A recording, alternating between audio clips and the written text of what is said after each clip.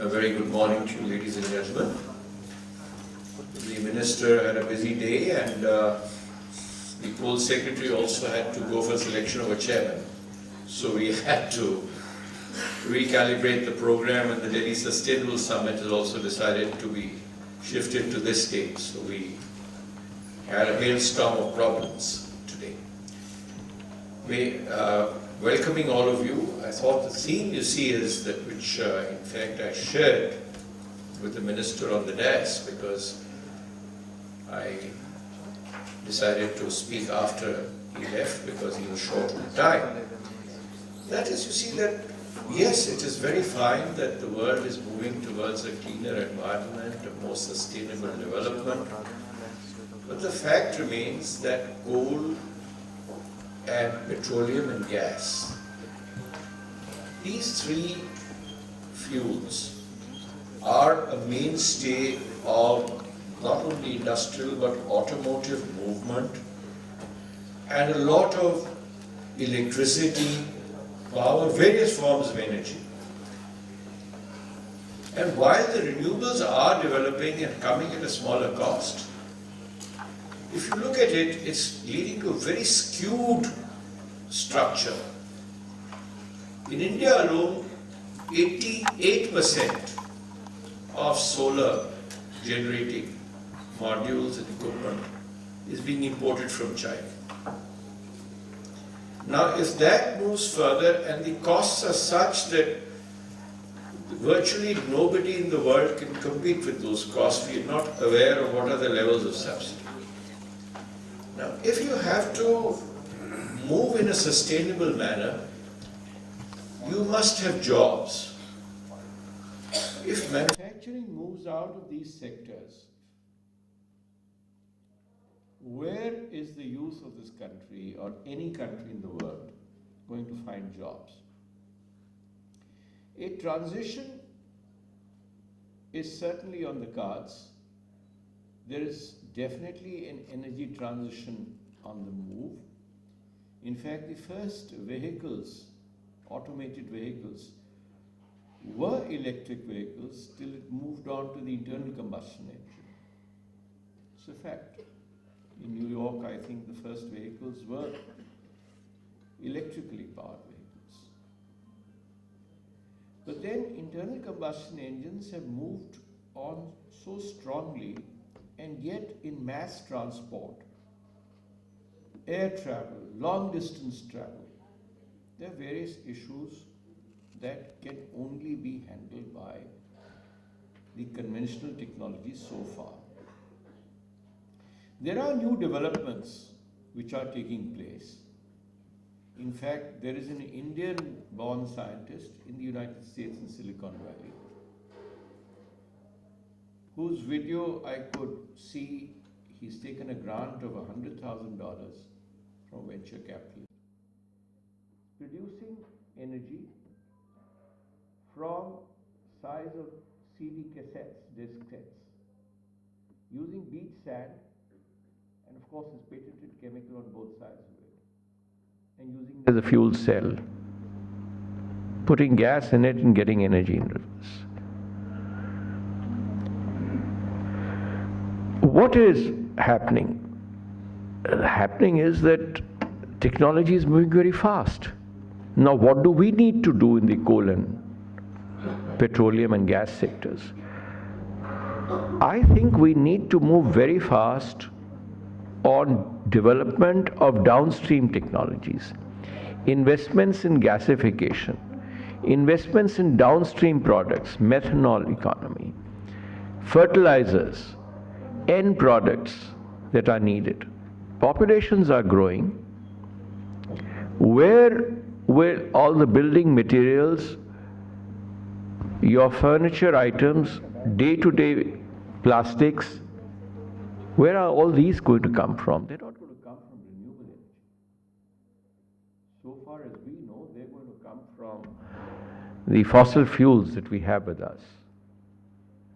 We have to reorient ourselves. We cannot live in an era of complacency. That complacency is gone.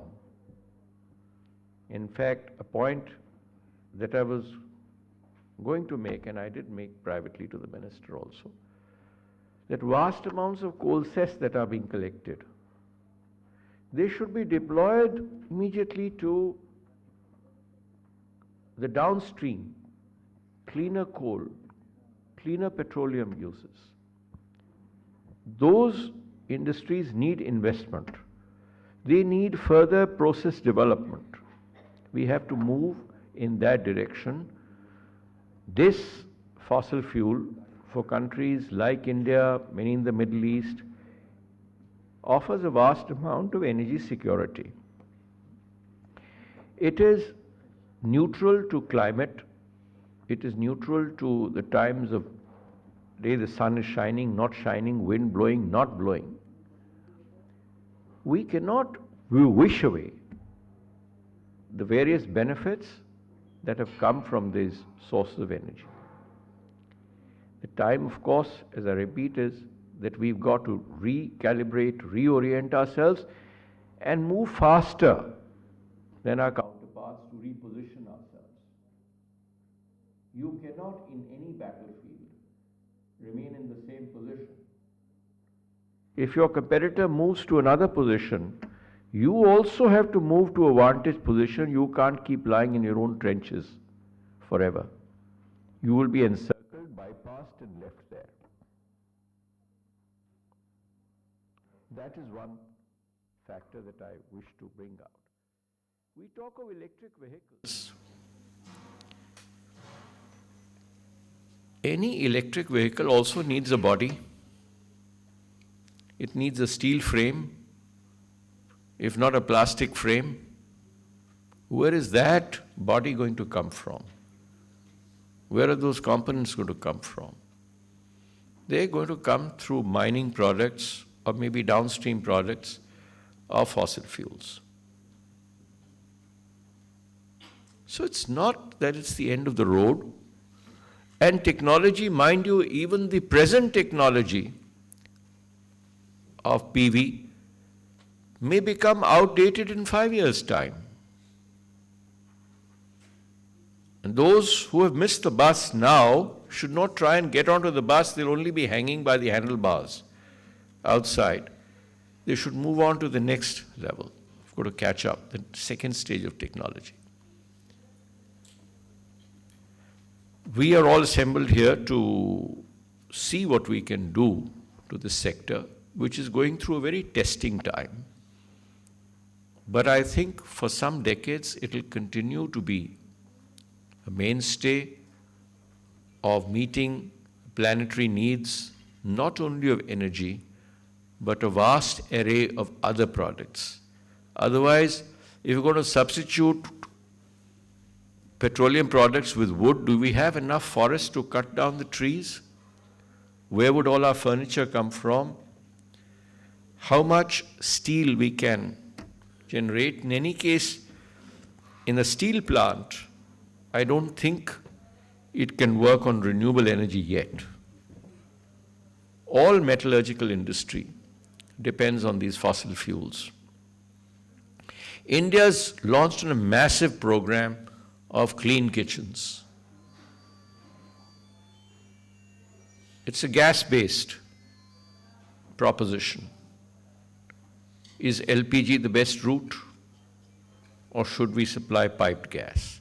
And where that piped gas is going to come from? Or is LPG again or any gas the best route when you are importing the kind of consumption that is picking up, maybe 60% to 80% in a few years of your requirements? We need to generate electricity by whatever source. We've taken electricity lines to, I think, virtually every village in the country, and soon, by the present program of the government, to every home. So why not generate electricity at a centralized point and use the systems to take that reliable power across? So these are, I think, I should say spasms or some catalytic very cataclysmic developments which take place in the transition phase of energy. I'm sure when fossil fuels came on the scene, they had displaced a lot of other sources of energy. In fact, one of the first books on energy that I read, it was thought at one time that when the transport revolution comes, the biggest problem will be how to handle the horse dung and how to get so many horses to get people moving across. But then the horses were left far behind only to race tracks.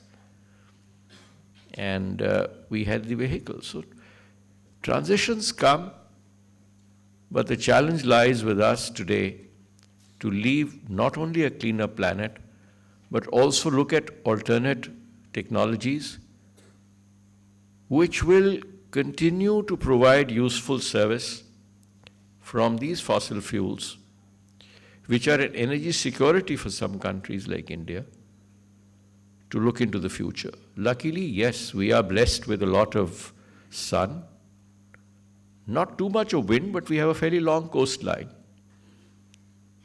And maybe when we get down to not tidal energy, but wave energy with reversible micro turbines, even wind energy would be bypassed by wave energy for people in coastal areas. But till that time, let's continue to work and let's face the challenges and promote technologies which can be in place, keeping a 30 or a 50-year time frame in place. Thank you very much.